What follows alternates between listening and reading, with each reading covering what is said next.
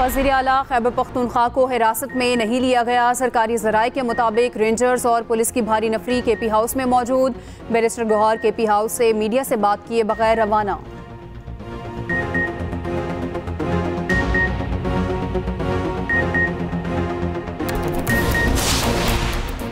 सवाल करें उन लोगों से जो ये कह रहे हैं कि ये पूरा अमन एहतजाज है। पहली बात कि फायरिंग, और ये भी एविडेंस मौजूद हैं कि चैट्स में, ग्रुप्स में जिनमें ऑर्गेनाइज किया जा रहा था कि आप लोग पहुंचें और इकट्ठे होकर जाना है, वेपन्स लेके आएँ। बन्नू और ट्राइबल एरियाज के जितने लोग आ रहे हैं वो सबको इंस्ट्रक्शन दी गई कि आप वेपन्स लेके जाएँ। दूसरे नंबर पर कि ये सारा एहतजाज अगर है तो फिर ये अगवान नेशनल्स कहाँ से आ रहे हैं। फिर हम इस बात को, मेरी प्राइम मिनिस्टर साहब से भी बात हुई है, वो भी मुसलसल राब्ते में है कि किसी सूरत SCO कॉन्फ्रेंस को सबोटाज नहीं करने देंगे। हम सारी सिचुएशन के जिम्मेदार CM KP के क्योंकि वो ये जत्था जो लेके जो इस्लामाबाद पे दावा बोल रहे हैं वो CM KP के लीड कर रहे हैं। तो डेफिनेटली उनको भी इसको अगर वो CM ज़रूर हैं, लेकिन अगर मैं भी आज दावा बोलूँगा जाके किसी शहर पे या कुछ कर, तो मुझे उसका अंदाज़ा भी होना चाहिए और प्राइस भी पे करनी पड़ेगी। अली अमीन गंडापुर हद से बढ़ रहे हैं, इनके मकासद कुछ और हैं। अगर मजीद लाइन क्रॉस की गई तो सख्त कार्रवाई की जाएगी। विफाकी वजीर दाखिला मोहसिन नकवी ने वार्निंग दे दी। कहा PTI के शरपसंद पुलिस पर पथराव कर रहे हैं। पत्थरगढ़ में पुलिस पर फायरिंग की गई। शरपसंदों ने आंसू गैस के शेल भी फेंके। पुलिस के 85 जवान जख्मी हुए। इस सारी सूरत हाल के जिम्मेदार अली अमीन गंडापुर हैं। धावा बोलने पर किसी किस्म के मुज़ाकरात नहीं हो सकते। वजीर दाखिला ने मजीद कहा किसी सूरत SCO कॉन्फ्रेंस को सबोताज नहीं होने देंगे। मोहसिन नकवी का पिम्स अस्पताल का भी दौरा, जख्मी पुलिस एहलकारों की अयादत की।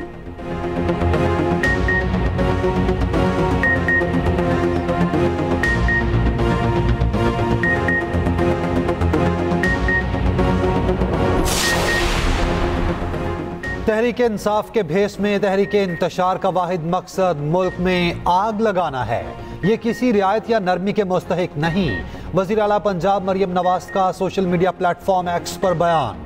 कहा इनके लश्कर में फ्रंट लाइन्स में तरबियत याफ्ता दहशतगर्द शामिल हैं। इनको पुलिस और रियासत पर हमलावर होने के लिए इस्तेमाल किया गया।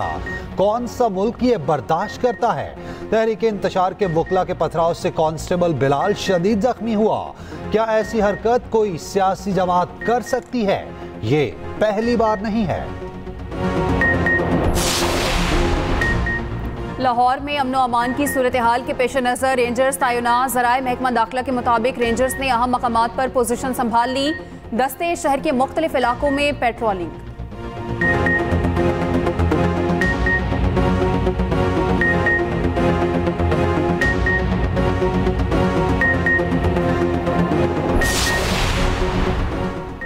वफाकी दारुल हुकूमत में सिक्योरिटी सख्त। पाक फौज के मजीद जवान तैनात। पाक फौज ने शहरा श्रीनगर की सिक्योरिटी संभाल ली। डी चौक जाने वाले तमाम रास्तों पर जिम्मेदारियां संभाल ली। पाक फौज किसी भी तरह की शरपसंदी से आहनी हाथों से निपटेगी। कानून की अमलदारी के लिए पाक फौज मुकामी इंतजामिया के साथ मिलकर जिम्मेदारियां सरअंजाम दे रही है।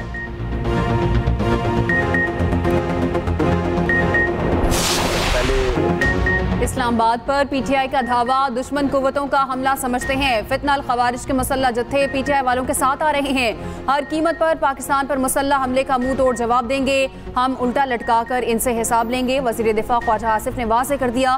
न्यूज़ कॉन्फ्रेंस में कहा अली अमीन गंडापुर सरकारी वसाइल इस्तेमाल कर रहे हैं। अफगान बाशिंदे भी इस जत्थे का हिस्सा हैं। मुसल्लह जत्थे मुल्की वक़ार को निशाना बनाने के दर पे हैं। तालिबान PTI के सहूलतकार हैं। बानी PTI का असल चेहरा आवाम के सामने आ गया।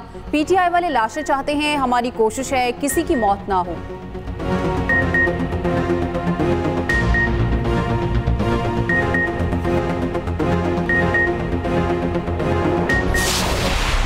के अंदर धरने का मकसद एक ही होता है, सारे सरकार को मफलूज करना कि ना PM ऑफिस चले, ना प्रेसिडेंट हाउस चले, ना पाक सेक्रेटेरिएट चले, ना फाइलें मूव हो, ना मुल्क के अंदर तरक्की हो, ना मंसूबे लगे। अभी भी यही मकसद है। मैं बिल्कुल क्लियर आपको बता दूं, किसी को इजाजत नहीं दी जाएगी कि वह SCO को सैबोटाज करे। ये हो ही नहीं सकता। ये क्यों किए जा रहे हैं धरने या ये मार्चेस क्यों किए जा रहे हैं? क्योंकि कभी भी इनको पाकिस्तान की तरक्की काबिल कबूल नहीं थी, ना है।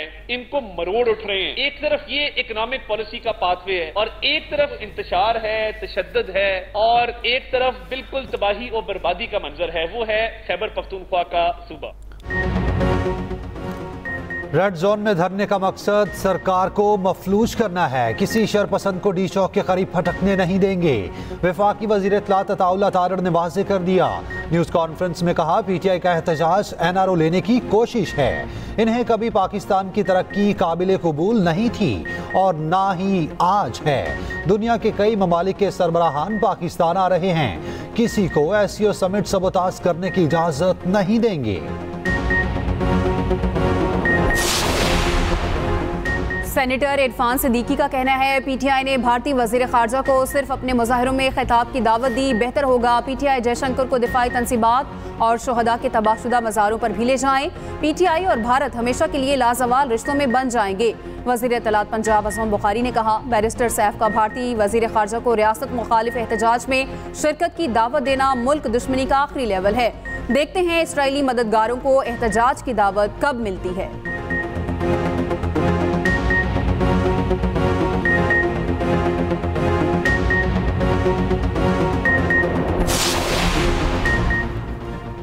चेयरमैन तहरीक इंसाफ बैरिस्टर गौहर का कहना है कि भारत से मुताल्लिक PTI की पॉलिसी कभी तब्दील नहीं हुई। बैरिस्टर सैफ का बयान सियाको सबाक से हटकर पेश किया गया। मुशीर इत्तलात KP बैरिस्टर सैफ का कहना है कि अली अमीन गंडापुर ने कोई रेड लाइन क्रॉस नहीं की। काफिले में PTI कारकुन हैं, कोई अफगान बाशिंदा नहीं।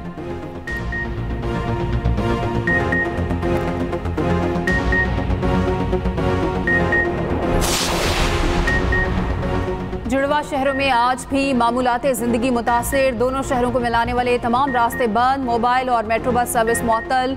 सरकारी और निजी तालीमी इदारे भी बंद रहे। रास्तों की बंदिश से शहरियों को मुश्किलात का सामना। मरीजों का अस्पताल तक पहुंचना मुश्किल हो गया।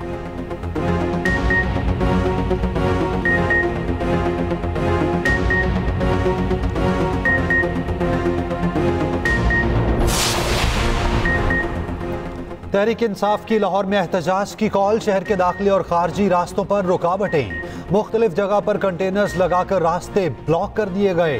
बाबू साबू इंटरचेंज होकर न्यासबेग और लाहौर सियालकोट मोटरवे भी बंद। मीनारे पाकिस्तान और अतराफ के रास्ते कंटेनर्स लगाकर मुकम्मल सील। पुलिस ने GPO चौक से एहतजाज करने वाले वकला को गिरफ्तार कर लिया। वज़ीर आला अली अमीन गंडापुर के नाकाबिले जमानत वारंट गिरफ्तारी जारी। इस्लामाबाद की अदालत ने गैर कानूनी असलहा और शराब बरामदगी केस में वारंट जारी किए। अदालत का अली अमीन गंडापुर को गिरफ्तार करके आइंदा समाअत पर पेश करने का हुक्म। उधर पेशावर हाई कोर्ट ने अली अमीन गंडापुर की हिफाजती जमानत की दरख्वास्त पर गुज़िश्ता रोज की कार्रवाई का तहरीरी हुक्मनामा जारी कर दिया। कहा, दरख्वास्त गुजार को हिफाजती जमानत दी जाती है। वज़ीर आला को 5 नवंबर तक मुतालिका अदालतों में पेश होने की हिदायत।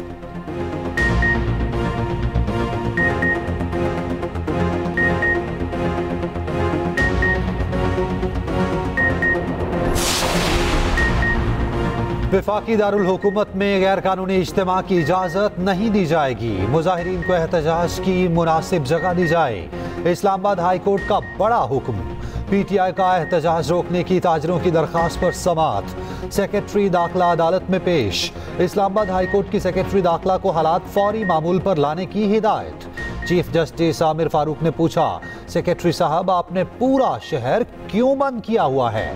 सेक्रेटरी दाखिला ने जवाब दिया, SCO समिट पाकिस्तान के लिए बाइस फख्र है। 3-4 दिन में अहम सऊदी वफ्द पाकिस्तान आ रहा है। पाक धरती को खवारिज से पाक करने का मिशन। 6 खवारिज हलाक, लेफ्टिनेंट कर्नल और 5 जवान वतन पर कुर्बान। सिक्योरिटी फोर्सेस की शमाली वजीरिस्तान के इलाके स्पिनवाम में कार्रवाई।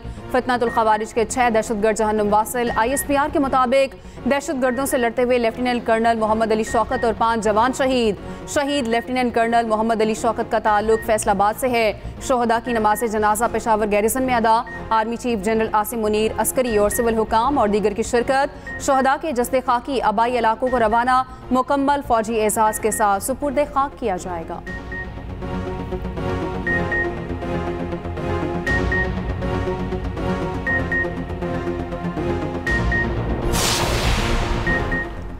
सदर मुमलिकत और वज़ीर आज़म का 8 खारजी दहशतगर्दों को जहन्नुम वासिल करने पर सिक्योरिटी फोर्सेस को खिराज तहसीन। शोहदा की बुलंदी दर्जात की दुआ। अहले खाना से इजहार ताज़ियत। कहा, दहशतगर्दी के खिलाफ जंग में पाक फौज ने लाजवाल कुर्बानियां दी।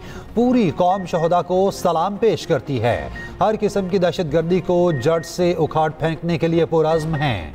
वज़ीर आला पंजाब मरियम नवाज का शहीद लेफ्टिनेंट कर्नल और जवानों को खिराजे अकीदत। कहा, दहशतगर्दी के खिलाफ जंग में शहदा की कुर्बानियां रंग लाएंगी, अमन के फूल जरूर महकेंगे। इसराइल की दहशतगर्दी जारी, लेबनान में शदीद बमबारी। हमास की मुसल्ला विंग अल कसाम ब्रिगेड के सरबराह सईद अताउल्लाह शहीद। खानदान के 3 अरकान भी जामे शहादत नोश कर गए। हमास मीडिया के मुताबिक हमला शुमाली लेबनान के शहर तराबलस में फ़लस्तीनी पनागुज़ीन कैंप पर किया गया। इराकी मज़ाहमती तंजीम के इसराइल के गोलान हाइट्स फौजी अड्डे पर ड्रोन हमले, 2 सेहूनी फौजी हलाक, 24 जख्मी हो गए। इसराइली फौजी हुकाम ने हलाकतों और जख्मियों का एतराफ़ कर लिया। इसराइली फौजी इराक से हुए ड्रोन हमले में हलाक और जख्मी हुए। उधर लेबनान में इसराइल के ताज़ा हमलों में 37 अफराद शहीद हो गए। लेबनानी हुकूमत के मुताबिक इसराइली हमलों के बाइस 1,72,000 शहरी महफूज पनागाहों में मुंतकिल हो चुके। अमरीकी जंगी तैयारों की यमन में बमबारी, दारुल हुकूमत अल सना और अल मगरबी में 15 मकामात को निशाना बनाया गया। उधर गजा में भी इसराइल की दहशतगर्दी जारी।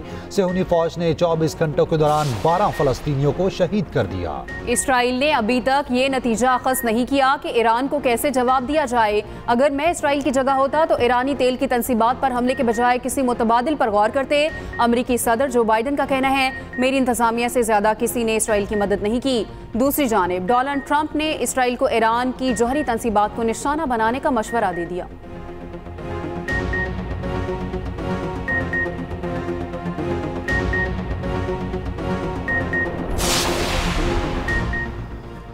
डोनाल्ड ट्रंप ने जीतने की सूरत में कन्फेडरेट्स को फिर से अहमियत देने की ठान ली। कहा, सदर बना तो फोर्ट लिबर्टी का नाम फिर से फोर्ट ब्रैग रख देंगे।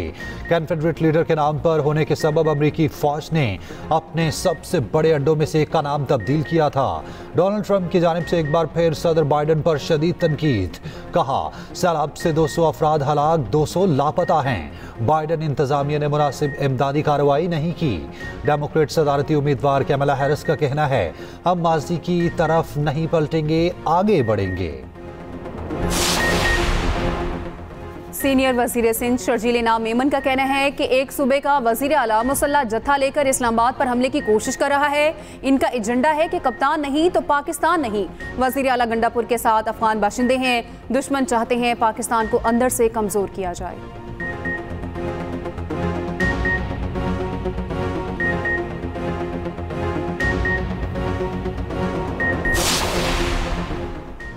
सीनियर वजीर पंजाब मरियम औरंगजेब की ऑस्ट्रेलवी हाई कमिश्नर नील हॉकिंस से मुलाकात हुई। खेलों की तरक्की और खवातीन की नेशनल वर्कफोर्स में शमूलियत पर तबादला ख्याल, इंसदादे स्मोग और कार्बन फाइनेंसिंग पर बातचीत हुई। मरियम औरंगजेब का कहना है कि स्मोग के खात्मे के लिए महकमा तालीम, ट्रांसपोर्ट, एनर्जी और ज़राअत भरपूर तरीके से मुतहर्रिक हैं।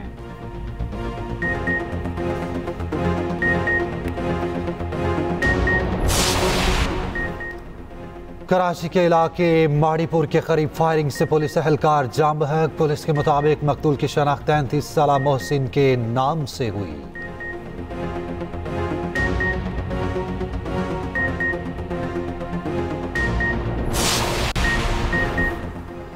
पाकिस्तान के top professional boxer Mohammad Waseem की एक और कामयाबी। माल्टा में वर्ल्ड बॉक्सिंग फेडरेशन की रैंकिंग फाइट जीत ली। जॉर्जिया के बॉक्सर को तीसरे राउंड में नॉकआउट कर दिया। मोहम्मद वसीम के प्रोफेशनल करियर की 13वीं कामयाबी है। 9वीं मरतबा अपने हरीफ को नॉकआउट किया। प्रोफेशनल बॉक्सिंग में 15 में से 13 मुकाबले जीत लिए।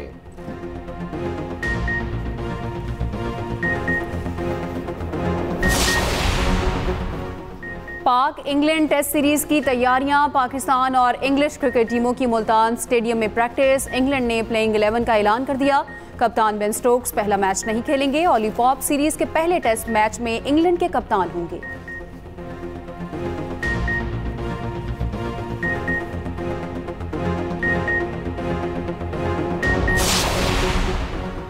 विमेंस T20 वर्ल्ड कप में कल बड़ा टाकरा होगा। रवायती हरीफ पाकिस्तान और भारत में जोड़ पड़ेगा। दुबई में मुकाबला कल दोपहर 3 बजे होगा। कौमी विमेन टीम श्रीलंका के खिलाफ अपना पहला मैच जीत चुकी है।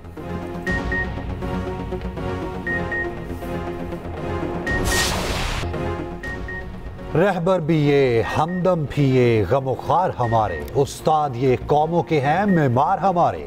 इल्म व हिकमत से हमकिनार करने वाले असातिज़ा कराम का आज आलमी दिन मनाया जा रहा है। असातिज़ा को खिराज तहसीन पेश करने के लिए खुसूसी तक़रीब का इनेकाद। वज़ीर आज़म शहबाज शरीफ ने अपने पैगाम में कहा, असातिज़ा की अनथक मेहनत नौजवानों में तरक्की की तहरीक और लगन पैदा करती है। वज़ीर आला मरियम नवाज़ का असातिज़ा को खिराज तहसीन कहा।